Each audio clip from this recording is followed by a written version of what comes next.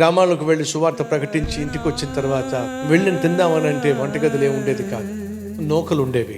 ఆ నూకలతోనే జావ చేసుకొని తిందామనుకునేసరికి అక్కడేమో ఇద్దరికో ముగ్గురికో లేక నలుగురికో ఐదుగురికో తినడానికి ఉండేది. ఇక్కడేమో 10 మంది ఉండేవాళ్ళం, అందరికీ ఆకలేస్తుంది. అప్పుడు నియమం ఏం పెట్టామంటే ఉన్న 10 మంది కావచ్చు 20 మంది కావచ్చు, వీళ్ళందరిలో ముందు వయసులో చిన్నవాళ్ళు ముందు తినాలి. వాళ్ళు తిన్న తర్వాత ఏదైనా మిగిలితేనే వయసులో అందరికంటే పెద్దవాళ్ళే తినాలి. అది ఆ రోజు ఉన్నటువంటి నియమం. ఇలా 1 రోజు కాదు 2 రోజులు కాదు, చాలా సంవత్సరాలే గడిచిపోయినాయి. కొన్నిసార్లు చాలా ఇబ్బంది అనిపించేది.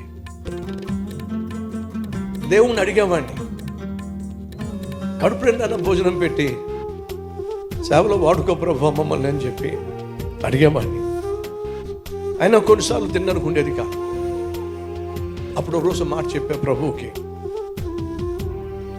ప్రభు ఒకవేళ నువ్వు మాకున్న అవసరాలు తీరిస్తే సంతోషంగా సేవ చేస్తాం, మాకున్న ఆకలి తీరిస్తే సంతోషంగా సేవ చేస్తాం.